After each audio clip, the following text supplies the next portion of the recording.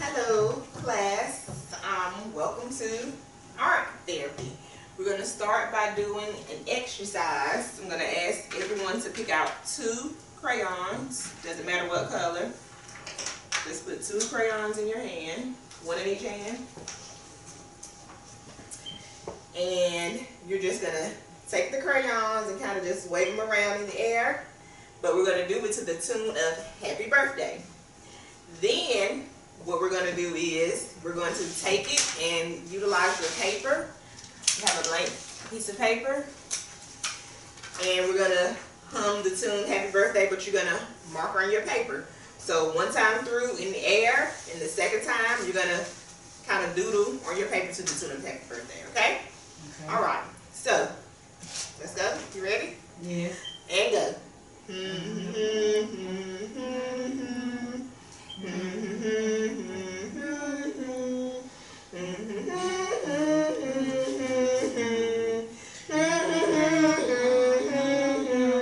Now on your papers.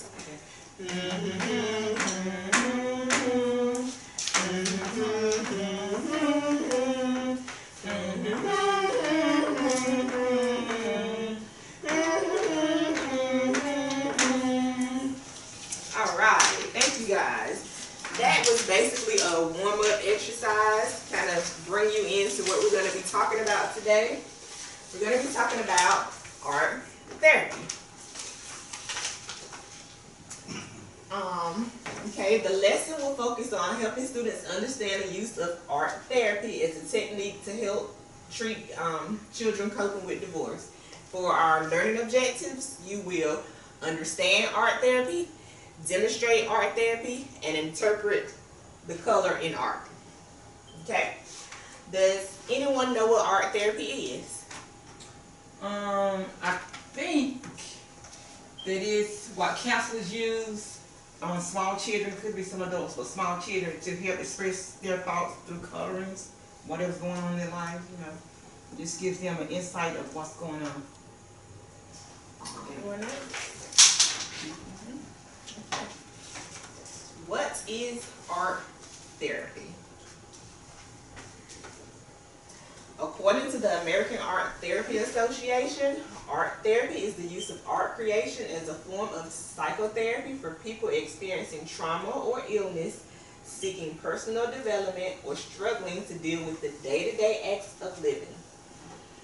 The practice of art therapy, born of the psychoanalytic theories of Namberg and Kramer, is based on the idea that the deepest emotions exist within the unconscious mind in the form of images and not words. Okay, so children basically do not have the emotional maturity and verbal skills to express themselves. So we use art therapy as a tool to help them with expressing themselves. It provides children, like I said, the opportunity to express themselves through drawing and painting and sculpturing, and that kind of helps them to tell their story. Next, I am going to show you all a video.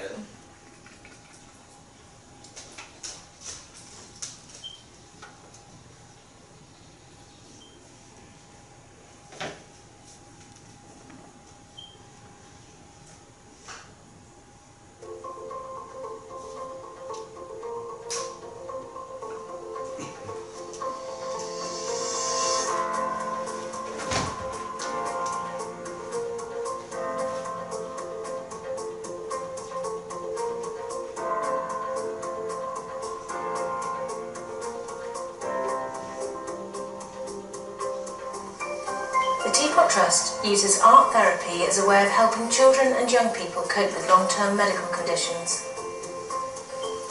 We know that these conditions can cause anxiety, anger, or upset for children and families, and art therapy offers a safe space for children and young people to express and deal with difficult feelings using non-verbal communication, helping them feel more in control and to cope with their condition. With the guidance of an art therapist, art therapy is used to help young people who have a wide range of chronic illnesses and physical disabilities to to adjust and adapt to their medication and new lifestyle. Being in the creative process often leads to being able to share worries in ways previously not possible, helping children gain confidence, feel more in control and cope with their condition.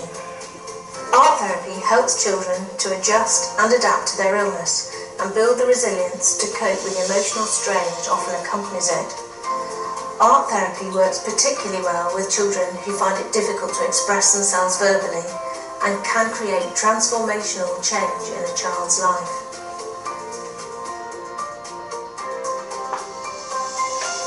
All little teapots are special, and it is our aim at the Teapot Trust to help ensure that when they're ill and receiving the treatment they need, they don't get any more steamed up than they have to.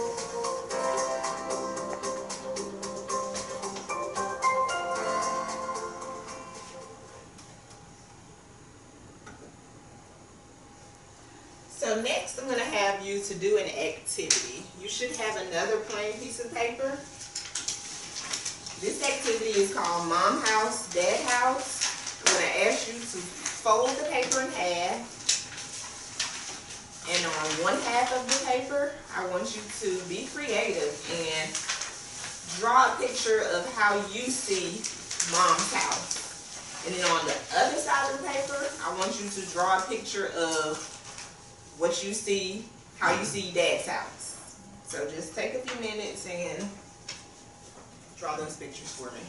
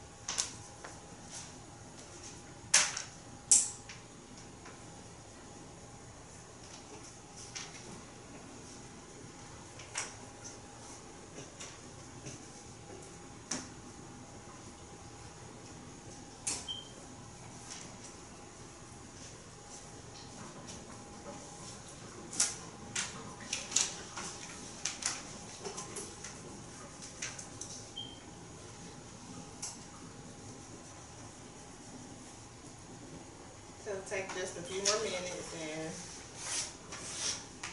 start to wrap it up. For both of them?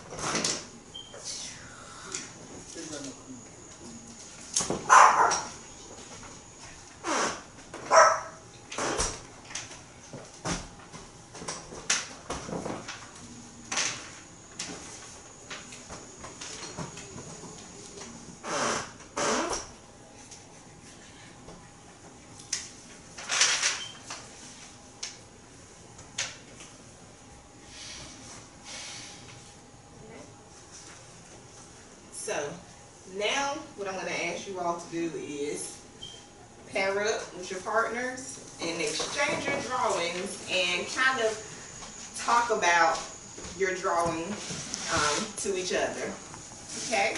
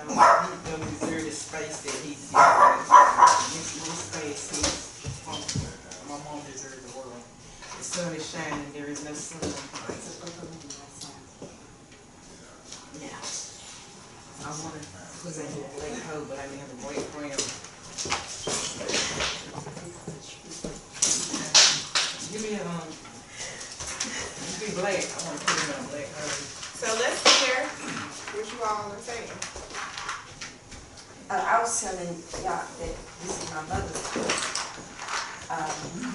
And when I started, she always had flowers, and I tried to draw a swing. I could see how the swing had, they had windows on both sides of the house. And my grandmother's house was just a wall of the grass in her yard. And didn't finish it, but these were the shingles, kind of hanging off the house. So it was the big house, a little Indian house. Yeah, but got 1 or 2 bedrooms for everybody. Mama's house, they had about 4 bedrooms. That's so much nicer. My house, I just try to do a double, but I did the same house. Like I live in one house. So I try to go one house on 2. Okay.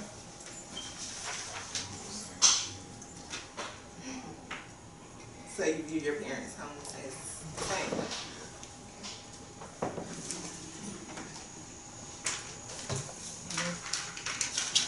Oh, you want me to go next? In my house, my father's house, actually he's on a black hole, in a little space that he just deserved enough room to breathe, enough room to call home, but it's still not in comparison to my mom's house. His house is just a little enough to say that he's in existence. My mom's house and everything, the sun is shining on her house. Big house, big, nice, spacious house. The grass is shining, the light is good. All is well. But his house is what he speaks for itself. I'm black girl.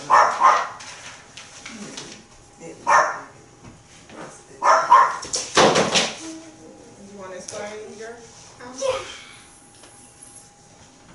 Well, that's how I saw my dad wherever he was.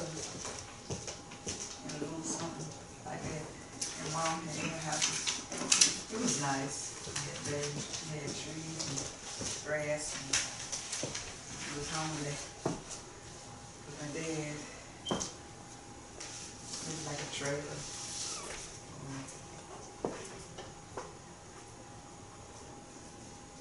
Just listening.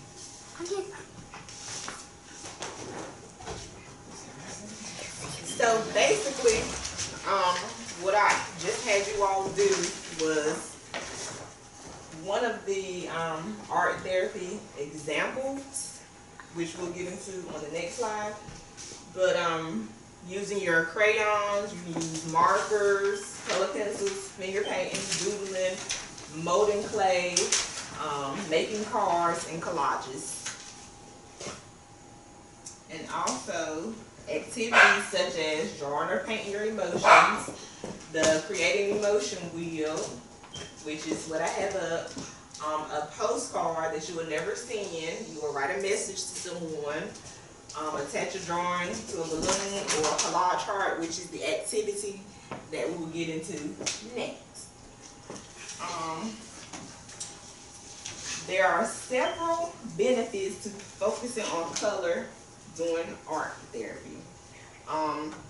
Through the use of color, the client can release a variety of moods and emotions. It symbolizes hurt and anger. And these are some of the colors as they're interpreted: red, aggression; courage, love; orange, happiness, joy, and energy; yellow, laughter, power, sunshine; gray, mourning and depression;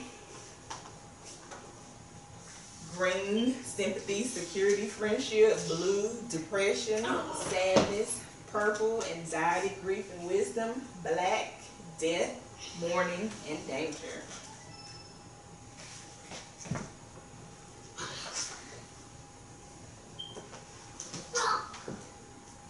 A drawing contains various color-related elements that are believed to reveal the client's emotional status at the time of its creation. And many researchers have found that people in different emotional states choose and interact with colors in different ways. Emotionally well-adjusted individuals respond to color openly, whereas people who are emotionally inhibited eschew color when possible. Outgoing people gravitate toward warm, invigorating colors like red and orange, whereas introverts are drawn to cooler, calming colors like blue and green. I'm going to have you all watch another video and then do another activity.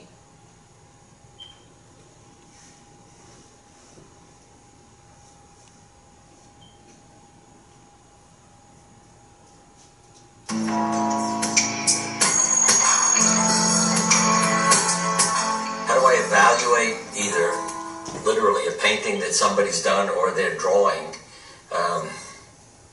Is to know, first of all, that every color has meaning. Like purple is a spiritual color, red is a color of emotion, yellow is energy, and so forth. So the colors carry meaning. Now, how does that help? If somebody draws chemotherapy as yellow energy flowing right to their cancer, they know intuitively this is good for them. And somebody else drew the devil giving me poison, okay? So it's fairly clear how much trouble they're going to have with that same treatment. Also, the past, present, and future are in the picture. And the different quadrants, like if I were looking at the page, the upper right is the present, the near future or recent past, the distant past, and the far future, or death concept. And so what people put in those quadrants says something to me. And I can relate to that, you know, because if somebody said, where am I going to be next year? And they put that in the upper left, I'd say, that's where you're headed. Say, Jung put it this way: the future is unconsciously prepared long in advance, and therefore can be guessed by clairvoyance. So, you know, the mystic is reading your consciousness and what you're producing, and it also appears in those drawings. Numbers, I always ask people, why do you have 5 rays of sunshine? Well, like one lady who was very depressed had 4 rays of sunshine. She said, oh, those are my 4 children. When I drew the picture for Elizabeth, she said, why is 12 important? I said, I've been doing this work 12 months. So again, the numbers, the colors, how you draw yourself, you know, to really look at and say to people, why don't you have any hands? You don't have any legs. How can you move? Oh, and you see, this is what's wonderful. There was a young man who drew his picture, and at the bottom of the page, his legs are cut off. I said, are you feeling stuck or trapped? You don't have legs. He said, turn the page over. And I turned it over, and his legs are on the other side. And you see, he's got good self-esteem. He doesn't fit on one page. And that's what's so wonderful. I like to give written instructions so people can't say, that's not what you told me, and find excuses. I mean, they had the instructions in front of them. For instance, a male engineer, you ask him to draw a picture. He handed me a full page of instructions, all written out on how to draw the picture he was supposed to draw. See, that's not unusual for a male engineer. If he's living in his head, you don't get a picture from him. But that had an impact on him, see. He went home and changed himself because he realized if that's my reaction to draw a picture, then I have to do something for myself. And he did. And I met his son 20 years later who saw me present that in a slide show, part of my lecture, and he was impressed and told me how much it had helped his father. So it's, again, sitting with the person. What's hard is when people email me, or mail me drawings, and I don't have them sitting next to me. So it's hard. Then I have to present them with lots of questions about what this could mean and that could mean, and, to get their interpretation. A simple, so you understand what I mean. A woman came and said, I know you like drawing. She said, my mother, sister, and I have breast cancer, and I have to decide whether I'm going to have a mastectomy or a lumpectomy. And I know you like pictures, so I drew this for you. She handed me a picture of a tree. Now, every branch on the tree ended flat. And my reaction was, this tree looks like it's been pruned. And she said, thank you, that means I should have a mastectomy. Now, you see, that was not me suggesting anything, just saying what she had drawn, but yet it obviously connected immediately with her consciousness and what that symbol meant to her, that she needed to, in a sense, give up a part and be pruned. So again, it's sitting with the person, going over the drawings and learning. And I even, if you're keeping a journal, I'd say draw a picture once a month of yourself and watch how it changes related to what's going on in your family and your life. Big broad shoulders being the strong one, not having arms and legs, it's amazing. And I've seen this too, because I call it psychological genetics. Mama drew a picture for me when she had cancer. 8 years later, the daughter drew a picture. They're just about identical. No head, no arms, only half a body. And what they drew, symbolizing the cancer in their immune system, was just about exactly the same. It was amazing. And neither had ever seen the other one's drawing. I mean, these were drawn by, mama and daughter in isolation, so to speak, without anybody else knowing what they had drawn. So it's all these things that we pass on to our children too, and can empower them or weaken them about life. But it comes out in these symbols and then can be worked with, because it's the patient's statement. And when I say worked with,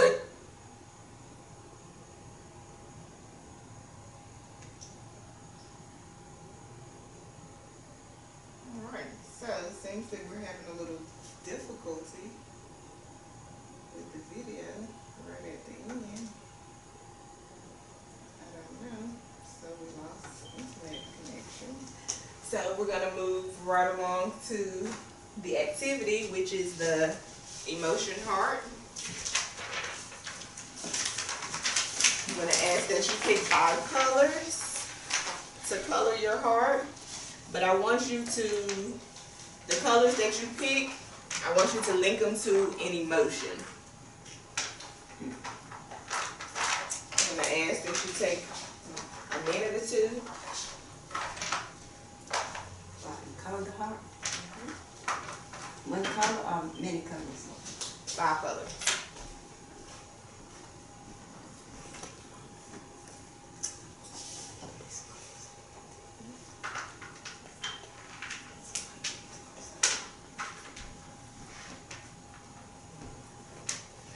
Like brown, maybe if you feeling sad, blue will represent sad, yellow will represent your happy, or green represents,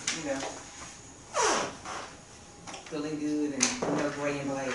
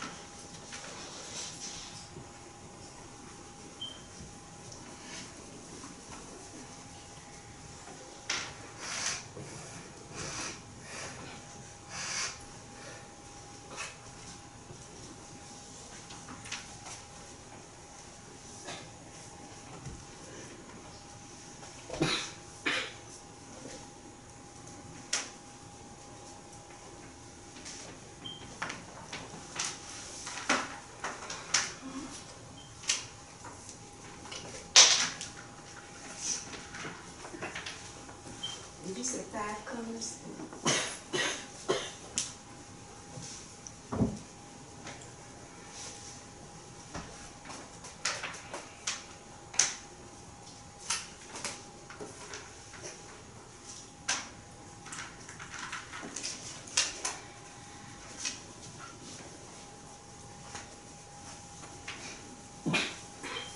I'm gonna ask that you go ahead and wrap up your emotion wheels.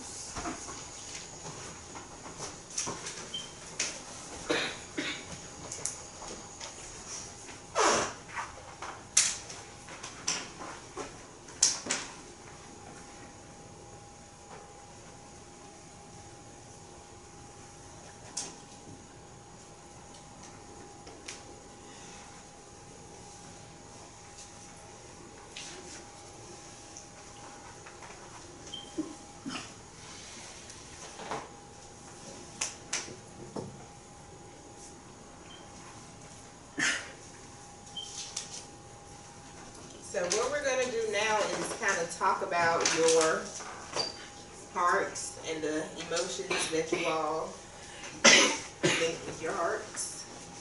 Who wants to start first?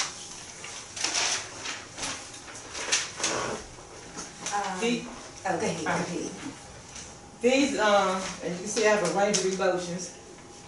50% of my days is filled with depression. Then I have a small percentage that where I feel alive and energetic. Yellow is just where I feel, a small amount of happiness. Red is where I display anger, and blue is where I feel sad.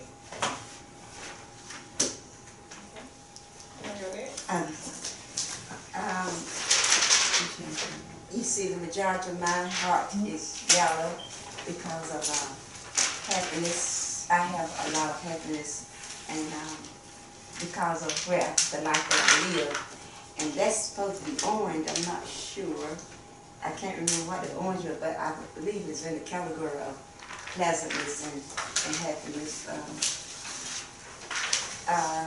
The red, I'm thinking it's love. I don't know. I can't remember what each color was, but if y'all can figure out the colors, the main one I'm concerned about is the happiness of the yellow because of Jesus Christ. That's why I'm so happy. Oh, you saved. I have 5 colors. I just put emotion of love, happy, sad, frustrated, energy. That's the orange, green, blue, yellow, and pink. So did you want to discuss? Well, mine just all mixed emotions. Some days I feel, some days I'm happy, some days I'm sad. So basically, Blue as well. I thought blue was happy. And It's whatever the color you pick and you and what you're red, saying. So the Mine activity just mixed up. was just basically to get you all to understand, demonstrate, and interpret the color, the use of color in art therapy. And so this is basically what is used to help clients reach deep into their unconscious and help them release their emotions. As you can see, some colors have a more universal meaning, some have a cultural meaning. Some is just based on personal experiences and your memories that you have tied to those colors. So in counseling, when considering a client's color choices in art therapy, it is important to take all of these factors into consideration. The therapist can guess what a color actually means to a client, but it is important that you actually talk to the client to see what the client's interpretation of that color really is. So that is the end of my art therapy lesson. Any questions?